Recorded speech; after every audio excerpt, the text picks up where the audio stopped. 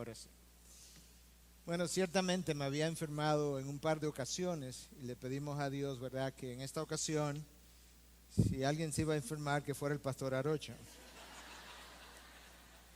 Y él así lo ha hecho. Permítame arreglar esto que no está por... Bueno, la maravilla de las computadoras. Le voy a invitar a que abran el libro de Marcos, capítulo 1. Yo voy a leer un texto paralelo, mucho más breve, que el que se leyó hace un tiempo atrás, pero que es el que quiero usar en esta mañana para exponer algunas de las enseñanzas que Dios ha puesto en mi corazón para con ustedes. Marcos 1, versículos 12 y 13. Enseguida el Espíritu le impulsó a ir al desierto, y estuvo en el desierto 40 días, siendo tentado por Satanás, y estaba entre las fieras, y los ángeles le servían. Padre, gracias te damos por tu palabra y un texto que, aunque breve, lo inspiraste tú, Dios, de esa manera lo quisiste. Te pedimos que a través de esos dos versículos y aquello que tú hayas querido poner en nuestros corazones y en nuestra mente sean suficientes para la enseñanza de tu pueblo, pero sobre todo para la gloria de tu nombre. Guía al predicador, mira sus debilidades, sus incapacidades, sus insuficiencias. Mira, Dios, que Él está aquí por una razón y es simplemente para glorificarte a ti, pero lo hace en tus méritos, reconociendo que no hay nada en Él que le haga digno de predicar tu palabra santa. Pero gracias por la oportunidad de poder levantar tu estándar y poder edificar a tu pueblo. En Cristo Jesús. Amén. Amén. Bueno, como notaron, este es un texto mucho más corto que el que leímos en Lucas. Y sin embargo, no podemos olvidar que fue Dios quien lo quiso inspirar así de breve. Marcos comienza su relato con esta palabra, enseguida. En el lenguaje original es una palabra que aparece recurrentemente en el Evangelio de Marcos. Es un evangelio que se mueve rápidamente de un evento a otro. Quizás aparezca 30 o 40 veces esa palabra, porque Marcos tiende a ser breve en la descripción de los eventos y tiende a pasar de uno al otro de una manera muy rápida. Y en esta ocasión él ha usado la palabra enseguida para conectarnos el bautismo de Juan, el bautismo de Cristo por Juan en el Jordán, con lo que es la tentación de Cristo en el desierto. Ahora hay otra frase ahí inmediatamente después de la palabra enseguida, o una palabra más que una frase, que es la palabra impulsó al desierto. Es una palabra clave porque cuando lo vemos en el lenguaje original no es como una invitación que se le hace a alguien, no es como una sugerencia tampoco, es algo más bien como algo que te empuja a ir en una dirección.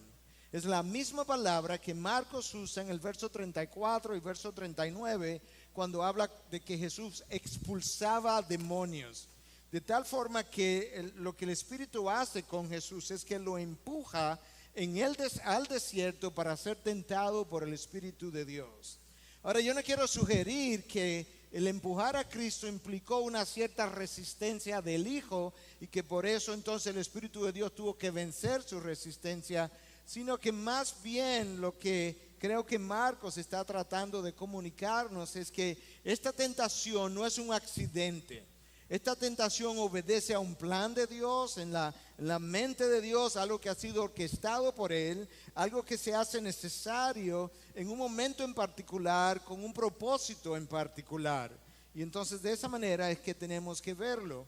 El mismo espíritu que unge a Cristo en el Jordán es el espíritu que lo empuja hacia el desierto para ser tentado por otro. El espíritu no es quien tienta a Cristo, pero él sí es dirigido en esa dirección para que Satanás pudiera tentarlo. Y quizás valga la pena hacernos la pregunta, ¿por qué ahora y no antes? ¿Por qué ahora y no después? Bueno, en cierta manera, hasta que el bautismo de Cristo se dio en el Jordán, Cristo se desempeñaba probablemente como carpintero. Su misión no había comenzado, de tal manera que el reino de las tinieblas, encabezado por Satanás, no se había sentido amenazado. Pero ahora que Cristo ha sido ungido por el Espíritu, ahora que Él está preparado para iniciar su misión, ahora que Él tiene por delante la cruz y se va a comenzar a dirigir por los próximos 3 años en esa dirección, era el momento apropiado para tratar de coartar la misión del Señor Jesucristo camino a la cruz antes de que fuera muy tarde. Jesús estaba ahora ungido por el Padre, aprobado por el Padre. Jesús acababa de oír, tú eres, lo acaba de oír en segunda persona. Tú eres mi Hijo amado en quien me he complacido. E inmediatamente después entonces Jesús está listo para la pelea, está listo para la batalla, está listo para su ministerio, está listo para comenzar a enfrentar el reino de las tinieblas. Y esta es su primera confrontación. En el Jordán Él se somete a un bautismo de los hombres. Él no tenía necesidad de arrepentimiento de pecado, pero Él se somete a la voluntad del Padre, entendiendo que someterse en el Jordán a la voluntad del Padre implicaba también seguir sometiéndose a todos los demás planes del mismo Padre por los próximos 3 años hasta llegar a la cruz. Y una de esas cosas a las que Él tenía que someterse era a esta tentación orquestada por Dios precisamente para que sirviera algún propósito en este momento inicial y que nosotros quisiéramos explorar en el día de hoy. La palabra Satanás implica adversario, de manera que este es un encuentro de titanes. El mayor representante del reino de las tinieblas, el adversario, el archienemigo de Dios, en contra del mayor representante del reino de las tinieblas aquí en la tierra en ese momento. Y en cierta manera la tentación de Cristo nos deja ver de qué forma nosotros también somos tentados por el mismo enemigo. Russell Moore, en su libro Tempted and Tried, Tentado y Probado, nos dice que una de las razones por las que las tentaciones para nosotros son tan fuertes, nos arrastran tanto, es porque en último caso la tentación no es contra mí. En último caso, la tentación es contra el reino de la luz. Las fuerzas, dice Moore, son sumamente poderosas y la tentación representa un asalto de los poderes de las tinieblas contra el imperio rival del Mesías.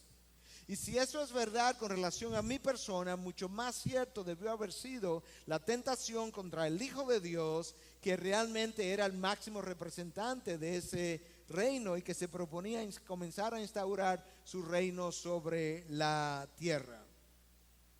Tú puedes creer que en un momento dado de la vida de Jesús, tu salvación y la mía dependían de que Jesús, de que el Mesías convirtiera un pedazo de piedra en pan y le diera una sola mordida al pan.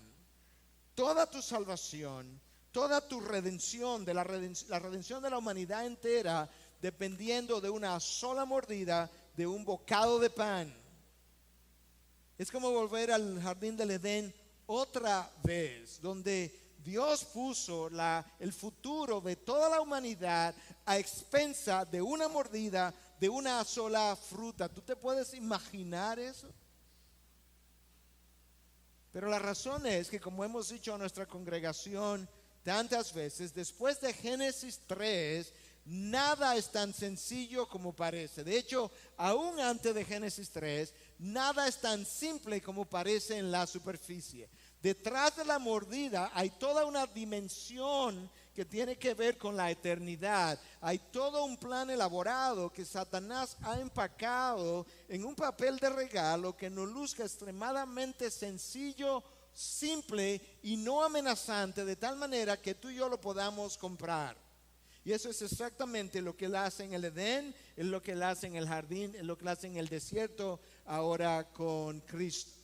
Pero la realidad es que en último caso no es la mordida de la fruta el problema.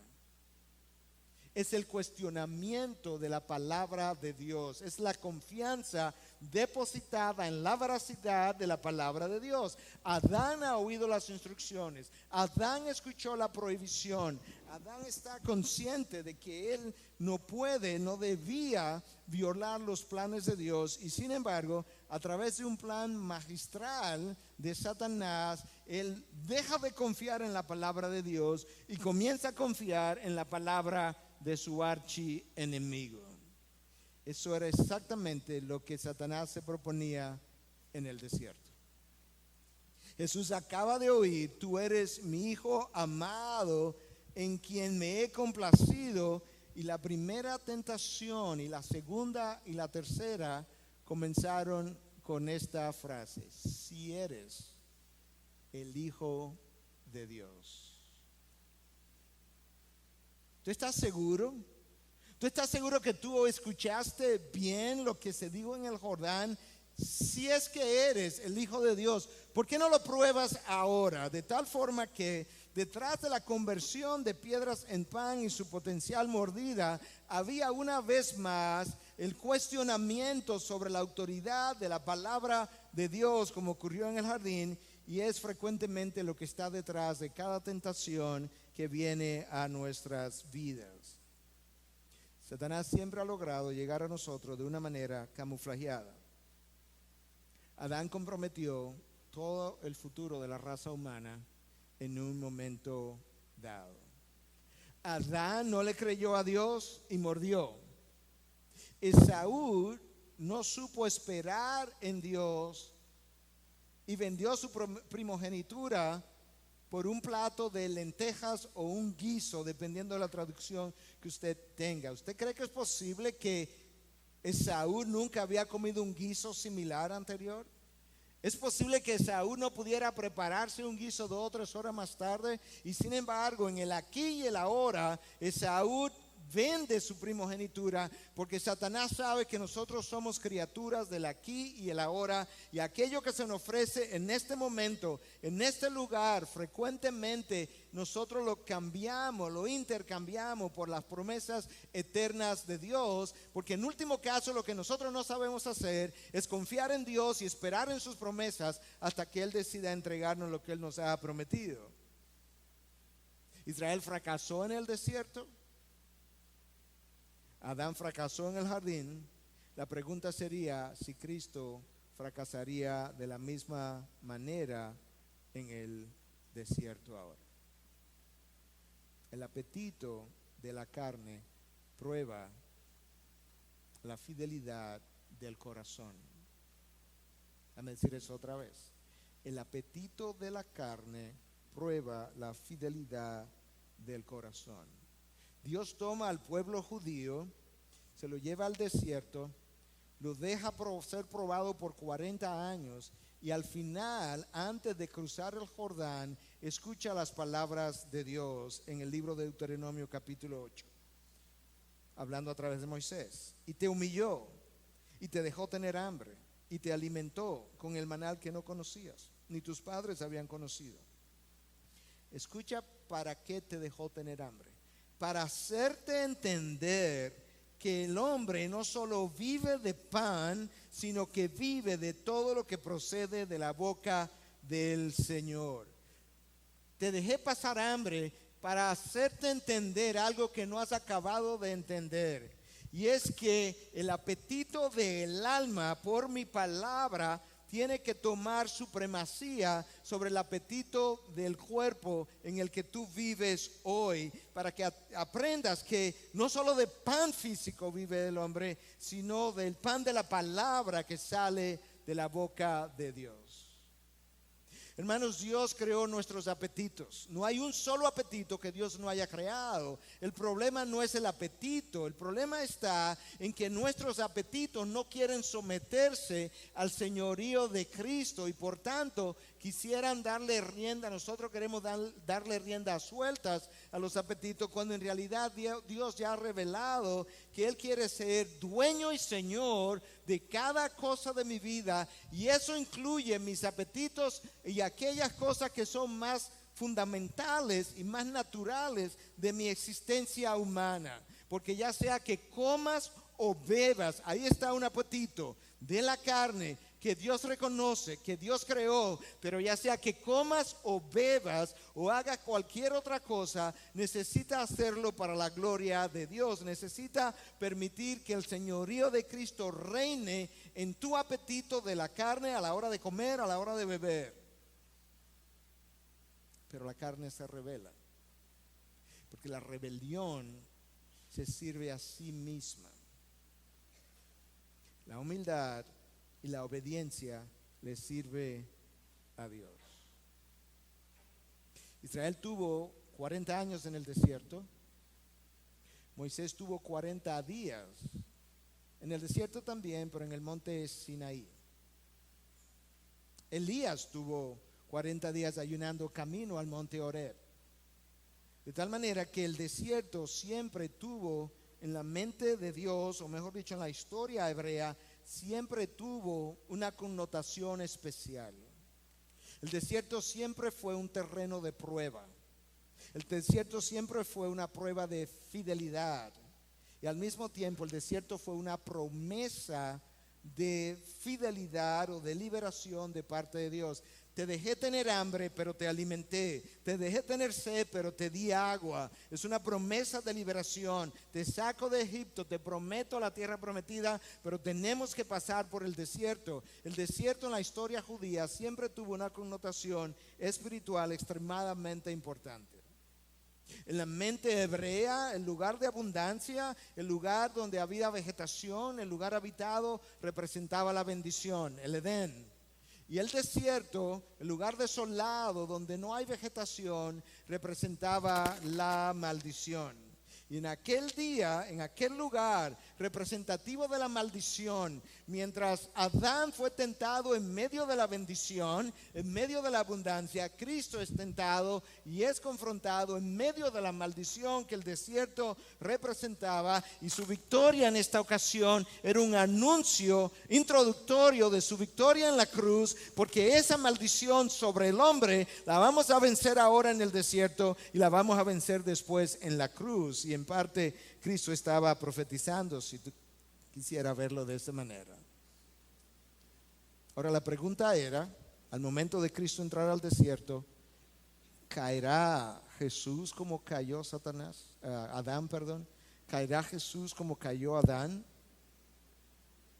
Bueno, eso es un debate que los teólogos han tenido por mucho tiempo, lo que se ha llamado la impecabilidad de Jesús. ¿Podía pecar Jesús o no podía pecar? Y aquellos que piensan que Jesús podía pecar, básicamente su línea de razonamiento sigue más o menos este orden. Si Jesús no podía pecar, entonces Jesús no podía caer. Y si Jesús no podía caer, entonces Jesús realmente no podía ser tentado. Y si Jesús no podía ser tentado, entonces el encuentro con Satanás realmente no representó una gran cosa. Pero esta línea de pensamiento es errónea. Es errónea porque olvida algunas cosas que la palabra realmente nos revelan. Y yo quisiera tomarme 3, 4, 5 minutos, un tiempo breve para una corta discusión teológica de cómo nosotros debiéramos ver este encuentro. Y yo creo que cuando tú tienes cosas que no están claramente reveladas, tú necesitas comenzar con aquellas cosas que sí están claramente y específicamente reveladas, y ahí es exactamente donde queremos comenzar.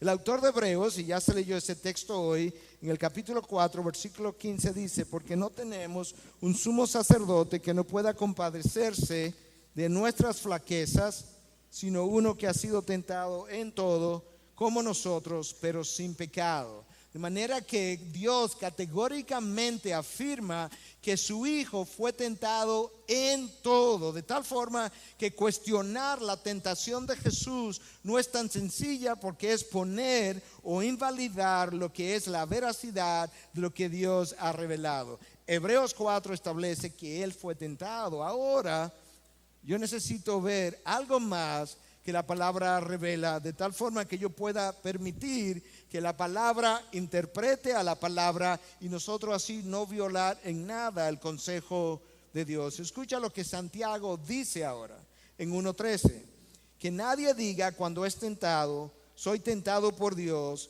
porque Dios no puede ser tentado por el mal y él mismo no tienta a nadie. Ahora Hebreos dice que Cristo fue tentado, Santiago dice que Dios no puede ser tentado, pero la persona que está en el desierto es Dios encarnado. ¿Fue tentado o no fue tentado? Bueno, la palabra también nos revela que en la persona de Jesús había una naturaleza humana y una naturaleza divina. La naturaleza humana tenía una voluntad humana y la naturaleza divina tenía una voluntad divina. Ahora, la naturaleza humana siempre estuvo supeditada a la voluntad divina precisamente por ser divina. La voluntad humana tenía que sujetarse a la divinidad de Jesús, de tal forma que pudiéramos decir que en su naturaleza humana Él fue tentado en todo, como nosotros también somos tentados, pero en su naturaleza divina y en la voluntad perfecta y divina de Jesús, entonces había un poder capaz de guiar la tentación de la carne y hacerle impecable, que es precisamente lo que la mayoría de los teólogos ortodoxos han sostenido, la impecabilidad de Jesús, pero no por ausencia de tentación, sino precisamente por la combinación de la naturaleza humana y la naturaleza divina. Lo que sí está claro es que si Jesús fue llevado, empujado, impulsado por el Espíritu Santo, esta tentación era una necesidad. No fue un accidente, no fue algo inesperado, no fue algo con lo que Jesús se encuentra de repente y tuvo que reaccionar de la manera que reaccionó. Esto fue orquestado para que Él anduviese en esa tentación. Y eso ha sido dicho de esa manera desde el siglo 3 o 4 por la mayoría de los teólogos. Escucha lo que dice Agustín en el siglo 4. Cristo se dejó tentar por Satanás no solo para ser nuestro mediador en medio de la tentación, sino también para dejarnos un ejemplo. No solamente para ser eventualmente mi sumo sacerdote y mi mediador, sino también para dejarnos un ejemplo. Y de ese ejemplo es que yo quiero hablar un poco más adelante. Años después, Tomás de Aquino vino y en su Suma Teológica nos dice: si Cristo se dejó tentar fue porque Él entendía que debía dejarse tentar, o de otra manera no hubiese ido al desierto. Esto es similar a cuando Jesús dice que iba hacia Jerusalén, pero tenía que pasar por Samaria, o iba hacia Galilea y tenía que pasar por Samaria. Jesús tenía que pasar del Jordán al desierto para ser tentado, y la pregunta sería entonces, ¿cuál sería el propósito de la tentación de Jesús? ¿Cuál sería el propósito en la mente de Dios a la hora de empujar a Cristo en la dirección del desierto? Recordemos a Mateo, recordemos a Lucas: si eres el Hijo de Dios, haz esto y aquello. Con lo cual Satanás ponía en entredicho la autoridad de la veracidad de la palabra de Dios pronunciada en el Jordán, de la misma forma como dijimos que la autoridad de la palabra se vio retada en el jardín del Edén. Entonces, ¿cuál sería el propósito más allá de la posibilidad de que Jesús pudiera caer en la mente de Dios, y luego qué tenía en mente Satanás a la hora de hacerlo? Bueno, en primer lugar, yo quiero que veamos que la primera tentación a la que Cristo tiene que resistirse es si Él usaría su condición de Hijo de Dios para servirse a sí mismo. ¿Haría el Hijo uso de su potestad como Hijo para servirle a su naturaleza humana que ahora está hambrienta después de 40 días de ayuno? No sabemos lo que ocurrió. Su amor por el Padre fue tal que Él se sujetó en esa ocasión y en cada ocasión a la voluntad del Padre. Pero había una segunda tentación. ¿Sería el Hijo en su condición de Hijo ahora? ¿Usaría el Hijo un medio ilegítimo para llenar una necesidad legítima? El hambre era una necesidad legítima. la conversión de las piedras en pan hubiese sido un medio ilegítimo. Y si hay algo que tú y yo necesitamos recordar, es que Dios nunca va a aprobar el uso de un medio ilegítimo para llenar una necesidad legítima. Y eso es importante recalcarlo y subrayarlo, porque yo creo que eso es donde frecuentemente los hijos de Dios flaquean y se caen. Es que en su mente hemos ideado, hemos visto que esto es legítimo, esto es una necesidad que yo tengo, esto es una necesidad que Dios creó, ahora yo no la puedo llenar de esta manera, pero yo no creo que Dios tenga muchos problemas en que yo la llene de esta otra manera, cuando esta necesidad fue creada por Él y esta otra forma se me ha presentado. Y frecuentemente nosotros abrazamos la ilegitimidad para llenar una necesidad legítima de nuestro cuerpo. Nos pasa como frecuentemente ha pasado, y es que abrazamos a un Ismael por Isaac. Un Ismael ilegítimo por el hijo de la promesa, Isaac. Y cuando lo hacemos, pensamos que el hijo ilegítimo Ismael, usándolo ahora como ilustración, es la promesa, cuando no lo es. Jesús tuvo una tercera tentación. ¿Usaría Jesús un atajo para conseguir lo que ya de otra manera se le había prometido? Todos los reinos de este mundo se le habían prometido post crucifixión y resurrección, cuando Él fuera entronado a la mano derecha del Padre. Eso era una promesa que ya Él tenía, pero ahora Satanás viene y de una forma muy sutil, en el aquí y en el ahora, como tú y yo somos, le ofrece todos los reinos de este mundo. Y en otras palabras le estaba diciendo: eso que tú piensas que puedes obtener dentro de 3 años con dolor, sacrificio, después de ser clavado, tú lo puedes tener ahora, en el aquí y en este momento, porque a mí me han sido dados sin sufrimiento, sin cruz. Aquí están a tus pies. ¿Lo quieres o no? ¿Usaría Jesús ese atajo? ¿Abrazaría Jesús a Ismael por Isaac? Ismael fue un atajo. No era el camino de Dios, no era el camino de la promesa, no era el camino de la obediencia, era simplemente un atajo. Y aquí yo quiero sonar la campana, porque frecuentemente nosotros pensamos que todas aquellas cosas que vienen a mis manos, que vienen de forma fácil, que vienen sin yo haberla estado buscando, vienen de Dios, y decimos: hermano, mira qué bendición, Dios me ha dado esto, yo no lo estaba buscando y mira lo fácil que llegó. Quizás tú no lo estabas buscando, pero Satanás te estaba buscando a ti y te la puso en la mano, te dijo: aquí está. Y como llegó tan fácil, decimos: esto solamente puede ser de Dios. Quizás, pero no solamente puede ser de Dios. ¿Usaría Jesús ese atajo? Jesús rechazó cada una de las tentaciones. ¿Sabes por qué? Porque Él podía estar físicamente hambriento, pero Él estaba espiritualmente lleno del Espíritu. El problema que tú y yo confrontamos es que frecuentemente cuando la tentación viene, nosotros estamos físicamente llenos y espiritualmente hambrientos. Y cuando mi alma hambrienta tiene que enfrentar la tentación, ella no tiene fortaleza para resistirla, ella no tiene de dónde agarrarse. Y quizás este sea un buen momento para detenernos antes de proseguir y hacer algunas preguntas de aplicación que tú la puedas seguir rumiando mientras avanzamos en la exposición y volvemos a aplicar más adelante. Déjame hacerte 3 o 4 preguntas rápidamente.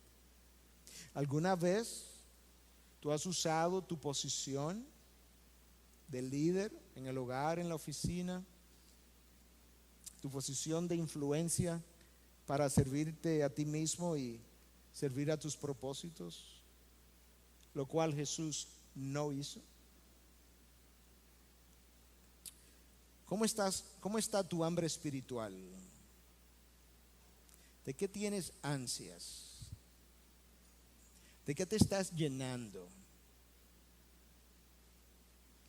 porque de lo que me estoy llenando, de eso que está llenándome, de eso es que yo voy a ver en mi vida exterior posteriormente a la hora de la prueba. ¿Alguna vez ha llenado una necesidad genuina, legítima, de una forma ilegítima? Si lo hiciste, ¿cuáles fueron los resultados? ¿Alguna vez has tomado un atajo para alcanzar algo que de otra manera ya te había sido prometido?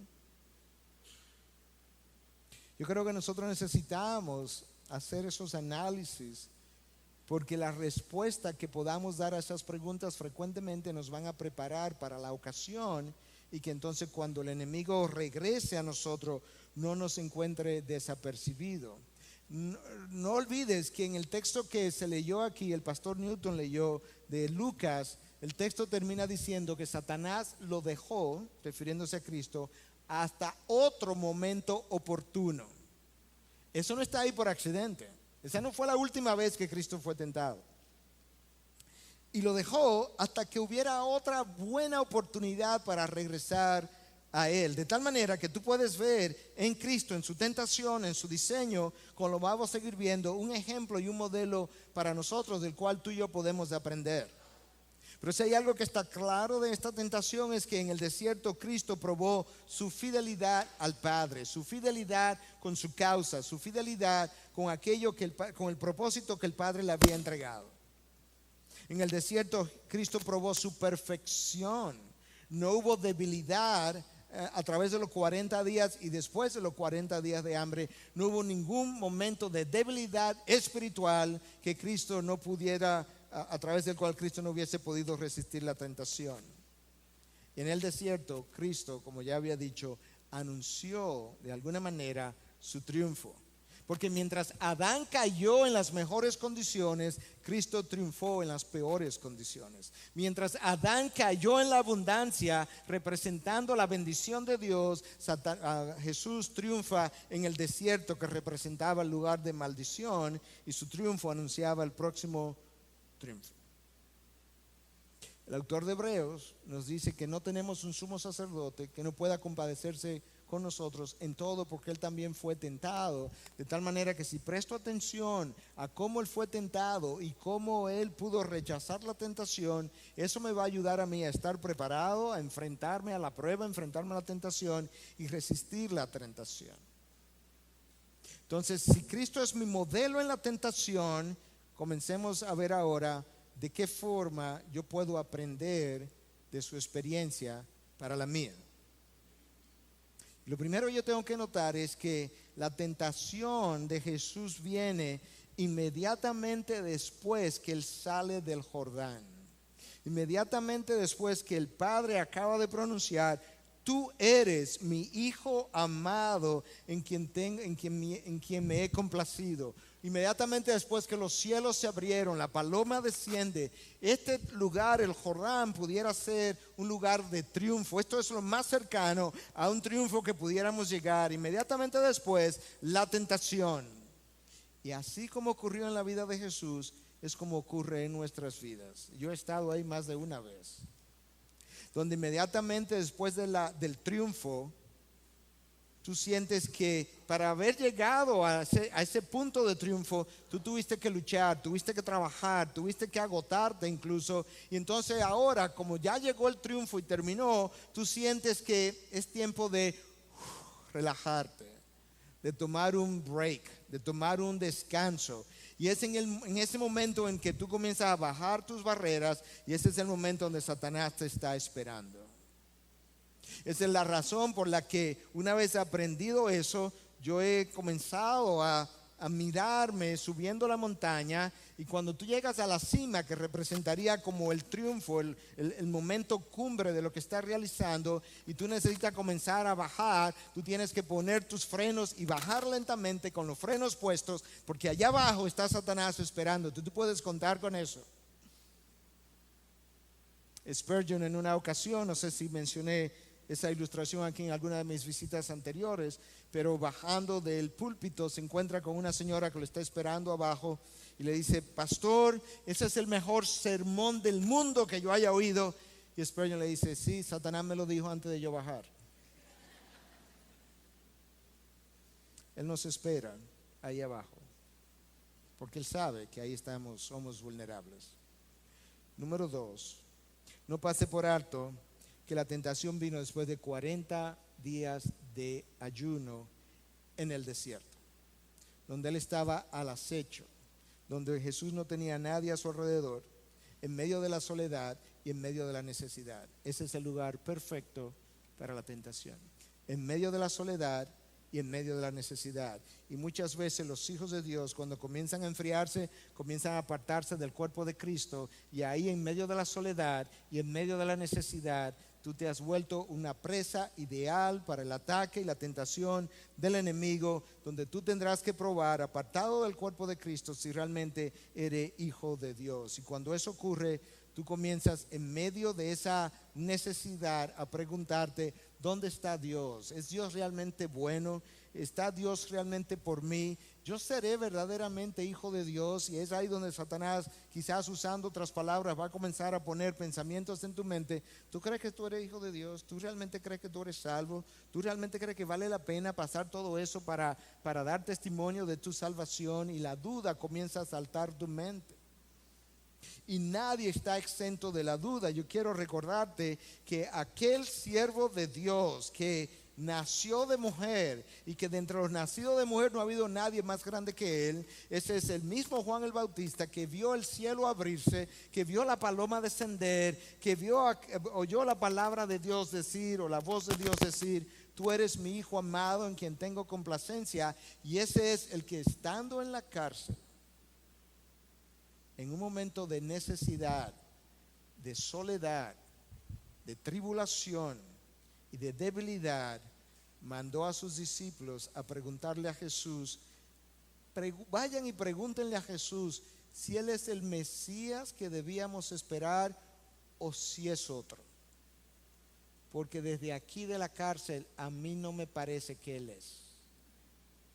Yo lo introduje y mira dónde yo estoy. A mí no me parece que este puede ser el Mesías que yo introduje.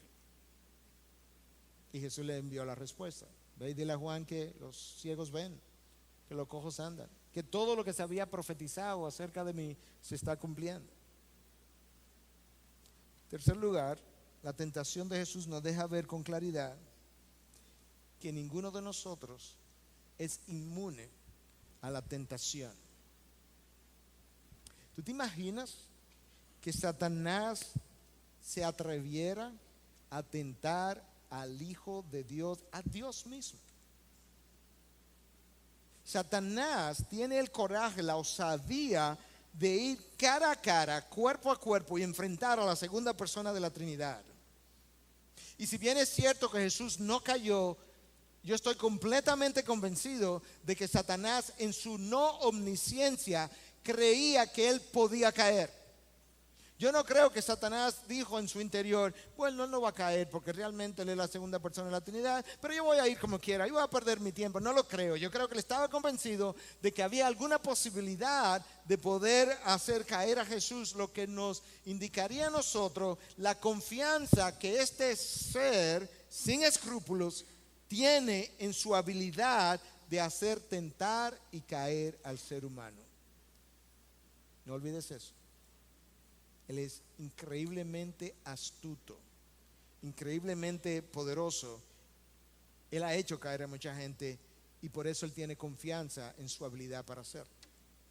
Y ahí estaba en el desierto una vez más. En cuarto lugar, Jesús nos dejó ver de qué manera nosotros podemos luchar en contra de la tentación. Porque en cada momento en que él fue tentado, él comenzó a reprender, a su reprensión de Satanás con esta frase: escrito está, escrito está, escrito está. Y la razón por la que yo quiero enfatizar eso, hermanos, es porque la realidad es que muchos de los hijos de Dios no consumen suficiente pan de las Escrituras para estar espiritualmente lleno, para cuando la tentación llegue poderla resistir. Y la única manera como tú y yo podemos hacerlo, y Cristo lo ilustró, es haciendo uso de su palabra. Pero para hacer uso de su palabra yo necesito manejarla, y para manejarla yo necesito consumirla, y para consumirla yo necesito leerla, y luego de leerla meditarla y hacerla parte de mí. Y si eso no es parte de mi dieta continua, regular, en el momento de la tentación yo estaré físicamente hambriento o lleno, pero espiritualmente siempre hambriento. Es la palabra la que nutre el alma. Es la palabra la que evita que yo pueda caer presa de sus tentaciones. En quinto lugar, yo creo que podemos ver con claridad cómo Cristo nos mostró que es preferible estar hambriento físicamente y fuera de la voluntad de Dios, que estar satisfecho fuera, que es preferible estar hambriento en medio de la voluntad de Dios que estar satisfecho pero fuera de la voluntad de Dios. Preferible el hambre en medio de su voluntad que la satisfacción fuera de su voluntad. Y con eso entonces Él nos recordaba que el camino para alcanzar las promesas de Dios puede ser más largo, pero es más santo. Que el atajo puede ser más corto, pero es maligno en su diseño, es pecaminoso en su destino y es de consecuencia en sus propósitos. Nosotros no somos muy dados a esperar. Satanás lo sabe. Nosotros tendemos a ser muy impacientes. Satanás lo sabe. Pero hermanos, la última vez que yo revisé esta Biblia, yo no me acuerdo haber visto que el Dios que nosotros adoramos es el Dios de la prisa. No. Él es el Dios de la paciencia. Él es el Dios que vive fuera del tiempo. Él es el Dios que dice 1000 años para ti es como un día para mí. Ese Dios nunca está deprisa y por tanto los atajos yo necesito examinarlos por delante y por detrás hasta que yo pueda estar completamente convencido de que realmente es algo que Dios ha provisto. Porque Satanás sabe que tú y yo somos personas del aquí y el ahora. En sexto lugar, la tentación de Jesús nos muestra cuán pendiente Dios Padre está de nosotros. Pablo nos dice cuando le escribe a los Corintios que Dios no va a permitir que ninguna tentación llegue a nosotros que no sea esa que tenga el tamaño y el diseño que yo pueda soportar. Eso es parte de la fidelidad de Dios. Pero inmediatamente después me agrega en ese texto de 1 Corintios 10:13 y me dice, pero si en un momento dado la tentación que llega a ti es de magnitud considerable, Dios provee una vía de escape para que tú puedas salir por ahí. Y en medio de la tentación, yo estoy convencido ahora que Dios Padre estaba claramente, sabía con claridad que Cristo podía soportar, tolerar, vencer la tentación. De otra manera no lo hubiese empujado al desierto para que lo hiciera. Pero número 2, yo quiero ver en lo que Marcos revela que los otros evangelistas no revelan, y es que los ángeles le atendían mientras él enfrentaba la tentación. Yo quiero ver eso como simbólico de la vía de escape, sin sacarlo del desierto, pero ministrándole en medio de la tentación, todavía en el desierto, para eventualmente sacarlo de la tentación y del desierto. Ahí estaba la vía de escape, los ángeles ministrando continuamente al Hijo de Dios, con lo cual yo puedo ver la fidelidad del Padre hacia su Hijo, y como yo ahora soy su Hijo, yo puedo contar con la fidelidad de mi Padre hacia mí, que soy su Hijo, en medio de la tentación. Yo puedo aprender de eso, yo puedo confiar en eso, yo puedo caminar tomado de esa mano y de esa promesa. Y en séptimo lugar, la tentación de Cristo nos muestra que ciertamente Dios no es el autor de las tentaciones, como bien afirma Santiago, pero Él las permite. Y cuando Dios permite algo, es porque Él tiene un propósito detrás de lo que permite.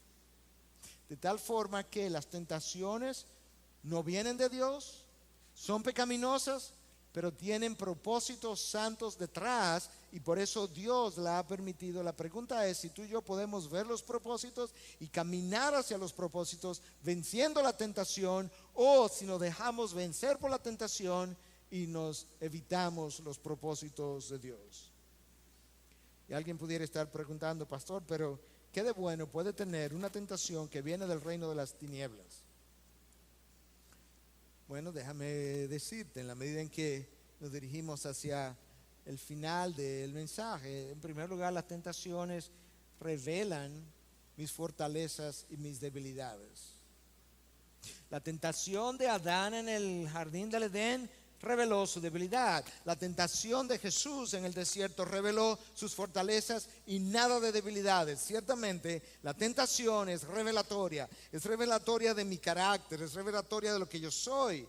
Y si yo entiendo eso, cuando yo estoy siendo tentado, yo entonces puedo decirme a mí mismo, mira, esto que te está atrayendo, esto que te está empujando, es una tentación, pero tienes que entender, eso es lo que eres. ¿Cómo así, pastor?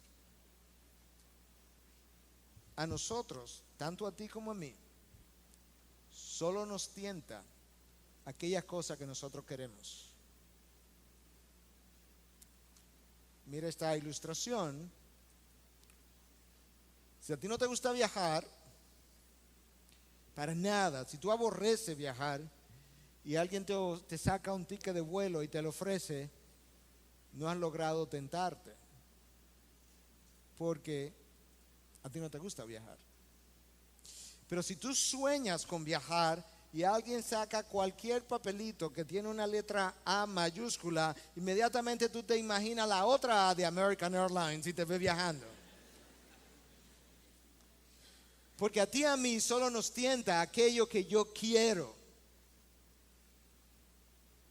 Tú me puedes tentar con un helado de chocolate, pero si me ofreces brócoli no va a lograr tentarme. No porque sea malo, sino que no me gusta. Y ahora entonces cuando te veas tentado, inmediatamente tú tienes que decirte, eso es algo que a mí me gusta. ¿Cómo yo puedo deshacerme de ese gusto y luchar contra él? Pero no es del otro, es mío. Ahí donde yo tengo que reconocer eso. El problema no es tanto del otro, es mi problema, porque eso es mi carne que desea eso. Yo tengo que recordar también en medio de la tentación, no fue el caso de Cristo, pero el caso nuestro, que usualmente yo soy tentado en un área donde yo previamente he sido tentado. De tal forma que yo pudiera estar prevenido. Yo pudiera haber levantado barreras, yo pude haberme alejado de eso, pude haber cercado esa área, porque usualmente es un área donde yo previamente he sido tentado. Nuestra tentación usualmente entra por nuestros sentidos y por nuestra mente. La primera cosa que Cristo oye entró por su mente: si eres el Hijo de Dios. La primera cosa que Eva oyó fue: con que Dios ha dicho. Eso entró por el sentido del oído y llegó a su mente. Nuestras tentaciones entran por nuestros sentidos y por nuestra mente. Cuídalos. Convierte estas piedras en pan. El sentido del gusto. 5 sentidos, una mente. Por ahí entran nuestras tentaciones. Cuando Eva vio que la fruta, el sentido de la vista, cuando ella vio que la fruta era agradable para comer.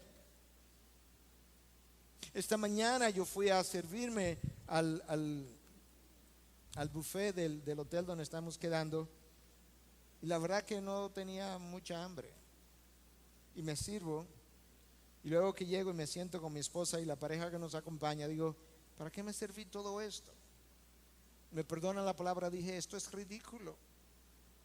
¿Por dónde entró eso? Por mis ojos. Todo lucía fresco, todo lucía grande, todo lucía con brillo. Tuve que dejar una parte de la comida para mi vergüenza. Nuestras tentaciones entran por nuestros sentidos. La tentación se aprovecha de lo que a ti te atrae. Si no te atrajera, no pudiera sacarte provecho. revisa tus atracciones entonces. Recuerda, Génesis 3 es la clave. Frecuentemente ahora cuando alguien me hace una pregunta, no es infrecuente, yo diría, para ponerlo de esa manera, que yo responda de esta forma. ¿Tú quieres que te responda antes de Génesis 3 o después de Génesis 3?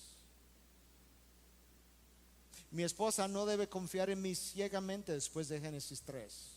Eso implicaría la ignorancia. Ella no puede ignorar mi naturaleza pecadora. Yo quiero que ella confíe mucho en mí, pero no lo puede hacer ciegamente porque Génesis 3 ocurrió ya. Y por eso es que nada es tan simple y sencillo como parece a nuestros sentidos y a nuestra mente. Las tentaciones usan nuestra imaginación. Y al usar nuestra imaginación abre posibilidades de cómo conseguir esas cosas que son interminables. Sea realista. Viva aquí, no en un mundo ficticio. Y en la medida entonces que yo voy experimentando ese otro mundo en mi mente, yo comienzo a racionalizar la necesidad de eso que mi cuerpo tiene. Y al racionalizarlo, voy adormeciendo mi conciencia. Y la conciencia deja de funcionar como un filtro para todo aquello que yo veo y escucho. Y eso Satanás lo hace mediante la exposición paulatina de la misma cosa, gota a gota, para que yo pueda ser desensibilizado. Satanás es alguien sumamente astuto. Si se me presentara una tentación completamente abierta, de repente al salir de esa puerta, para mí sería probablemente muy fácil devolverme y salir por esta otra puerta. Pero si esa tentación que él está preparando, él me la deja ver, un dedo, luego la mano, luego el brazo entero, luego parte de la parte superior del cuerpo, luego el otro brazo, y poco a poco yo voy creyendo que yo puedo manejarlo, llegará el momento en que yo habré comprado toda la tentación, y habré sucumbido y Satanás habrá triunfado. Él es astuto. Las tentaciones, no olvides, revelan nuestro carácter y Dios las permite. Una, para revelar mi carácter y que yo pueda trabajar en él. Dos, para pulir mi carácter, no para que yo caiga. Escucha lo que Pedro dice en su primera carta, capítulo 1, versículos 6 y 7, en lo cual os regocijáis grandemente, aunque ahora por un poco tiempo, si es necesario, seáis afligido con diversas pruebas. Peirasmos es la palabra ahí en el griego, e implica todo tipo de prueba, para que la prueba de vuestra fe, más preciosa que el oro que perece, aunque probado por fuego, sea hallada, que resulta en alabanza, gloria y honor en la revelación de Jesucristo.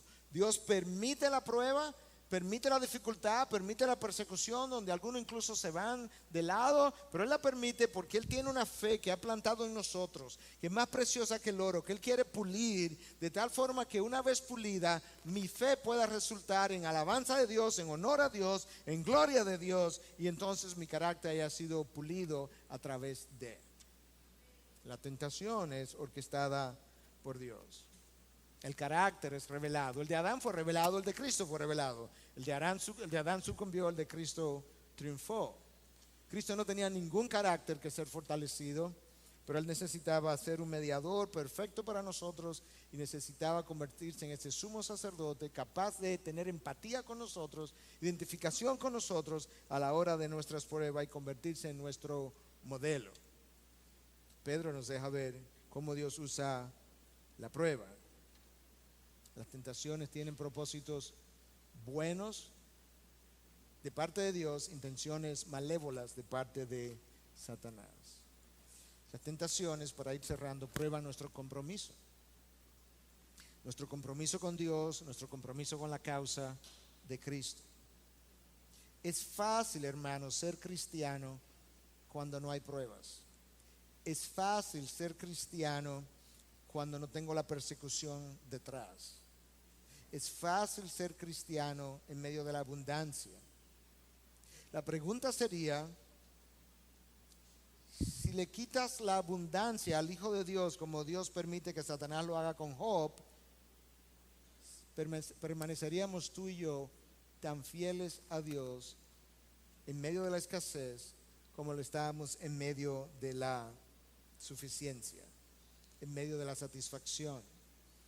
Podemos decir que sí ahora, pero realmente nunca lo sabremos hasta no haber pasado por ella.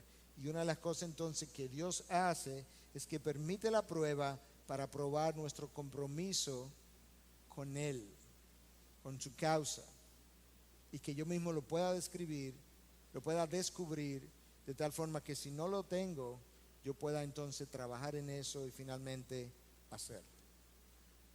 Adán falló en las mejores condiciones. Cristo triunfó en las peores condiciones. Y por todo lo que hemos dicho, hermano, entonces, no permitas nunca que Satanás ponga un pie en tu mente. Porque una vez Satanás pone un pie en tu mente, él gana terreno santo. Y una vez el terreno santo ha sido ganado, el camino de el pie en el terreno santo a la caída es un paso.